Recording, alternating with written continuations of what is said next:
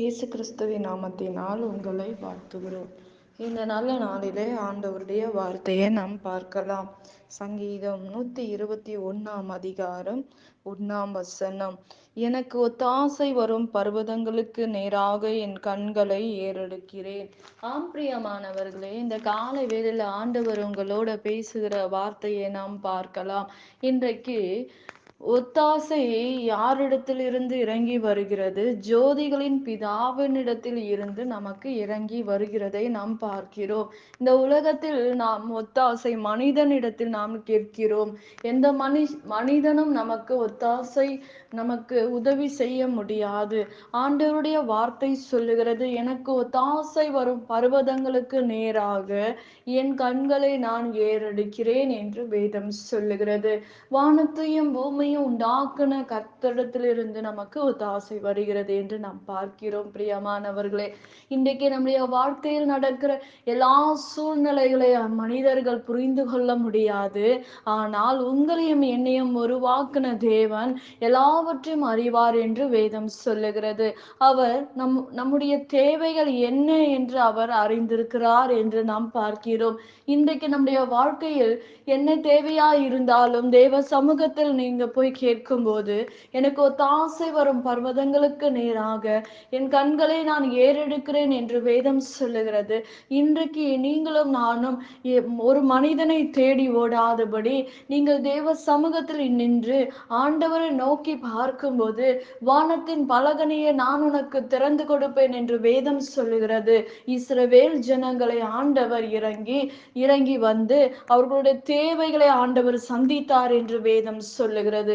இன்றைக்கு நம்முடைய தேவையை எந்த மனுஷனிடத்தில் ஓடி கேட்டு கொண்டு இருக்கிறோம்? யாரை தேடி ஓடுகிறது உங்கள் கால்கள்?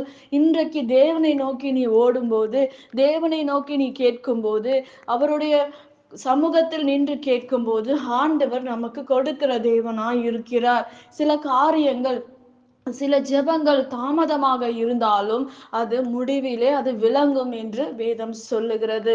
இன்றைக்கு நீ கேட்கிற காரியங்களை பெற்றுக்கொள்ள முடியாதபடி நீ சோர்வோடு இருக்கலாம், நீ வேதனையோடு இருக்கலாம். நிச்சயமாக ஆண்டவர் என்னுடைய வாழ்க்கையில் அற்புதங்களை செய்வார்.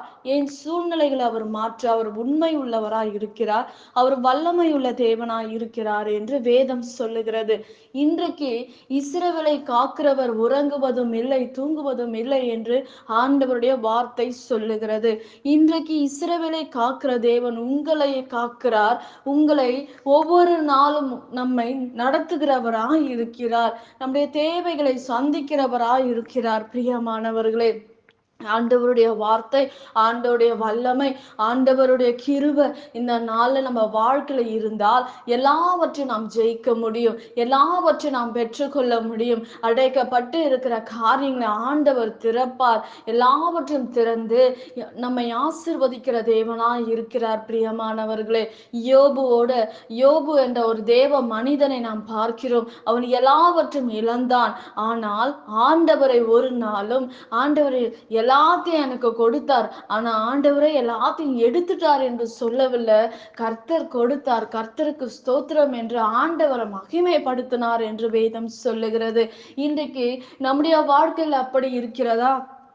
ஆண்டவர், இந்த காரியத்துல நான் கேட்டேன், இந்த காரியத்தை எனக்கு செய்யல, என் வாழ்க்கையில இது நடக்கல, இது கடவுளே கிடையாது, நான் ஏன் சபைக்கு போகணும், ஏன் வேதத்தை வாசிக்கணும் என்று யார் கேட்கல? யோபு கேட்கல.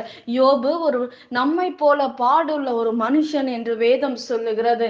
இன்றைக்கு நம்முடைய வாழ்க்கையில் ஆண்டவருக்கு நாம் எப்படிப்பட்ட ஒரு இடத்தை நாம் கொடுத்திருக்கிறோம்? இந்த காரியம் என்னுடைய வாழ்க்கையில நடக்கல, இந்த நான் ஆண்டவர்கிட்ட ஒவ்வொரு நாளும் கேட்கிறேன், அவருடைய சமூகத்துல கேட்கிறேன், ஆனா எனக்கு இந்த காரியம் நடக்கல, துர்மார்க்கமா வாழுறான், அவன் செழிப்பாக வாழ்ந்து கொண்டு இருக்கிறான் என்று நாம் சொல்லுகிறோம். பிரியமானவர்களே, ஆனால் வேதம் சொல்லுகிறது, துர்மார்க்கனுடைய வாழ்க்கை செழிப்பாக இருந்தாலும் முடிவோ அவனுக்கு மரணம் என்று வேதம் சொல்லுகிறது. அவனுடைய எல்லா காரியமும் அழிந்து போகும் என்று வேதம் சொல்லுகிறது. நீதிமான் விழுந்தானோ அவன் எழுந்திருப்பான் என்று வேதம் சொல்லுகிறது. பிரியமானவர்களே, இன்றைக்கு நம்முடைய வாழ்க்கையில் இருக்கிற இன்னைக்கு நீங்க கேட்கிற காரியங்களை எனக்கு நடக்கல, தரல, வரல என்று நீங்க எண்ணி பார்க்கலாம். ஆனால் கர்த்தர் நன்மையான காரியங்களை ஆண்டவர் செய்வார். நிச்சயமாக அவர் செய்கிற தேவன். அவர் ஏமாற்றுகிற தேவன் அல்ல. நம்ம கிட்ட இருக்கிற காரியங்களை பறிக்கிற தேவன் அல்ல. பிரியமானவர்களே, இன்றைக்கு நாம் நாம் ஒரு ஜெபத்தை செய்தால் விசுவாசத்தோடு அந்த ஜெபங்களை நாம் செய்ய வேண்டும். ஆண்டவர் எனக்கு நிச்சயமாக கொடுப்பார். அவர் கொடுக்கிற தேவன்.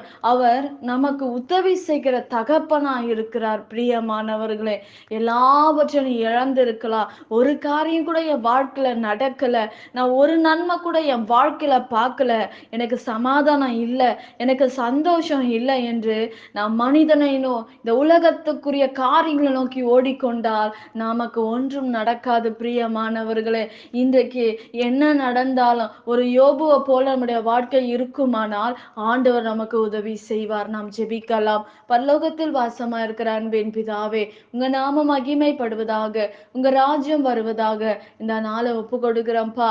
ஆண்டவரே, எங்களுக்கு ஒத்தாசை வரும் பர்வதங்களுக்கு நேராக ஏசப்பா எங்க கண்களை நாங்க ஏறெடுக்கிறோம். ஆண்டவரே, வானத்தையும் பூமியும் உண்டாக்குன ஆண்டவரை கர்த்தரிடத்துல இருந்து எங்களுக்கு ஒத்தாசை வரும்பா. எங்களுக்கு நன்மையான காரியங்களை செய்யுங்க ஆண்டவரே. எங்களுடைய எல்லா சாபமும் எங்களுடைய பாவங்களும் எல்லாம் மன்னிக்கப்படுவதாகப்பா. இந்த நாள்ல கேட்கிற எல்லா விண்ணப்பத்துக்கும் பதில் கொடுங்க ராஜா. அதிசயங்களை செய்யுங்கப்பா. ஆண்டவரே, சமாதானத்தை கட்டளிடுங்கப்பா. எல்லாம் பிரிவின ஆவிகள் கட்டப்பட்டு போவதாக ராஜா. ஒருமன ஆவிகள் குடும்பங்களுக்குள்ளாக கடந்து வரும்படி ஏசப்பா உங்க கரத்துல ஒப்பு கொடுத்து நாங்க செபிக்கிறோம்ப்பா. எல்லாவற்றையும் உங்க கரத்துல ஒப்பு கொடுக்கிறோம். இயேசுவின் நாமத்தில் வேண்டுகிறோம் எங்கள் ஜீவனுள்ள நல்ல பிதாவே, ஆமேன். கர்த்தர் தாமே உங்களை ஆசீர்வதிப்பாராக. ஆமேன்.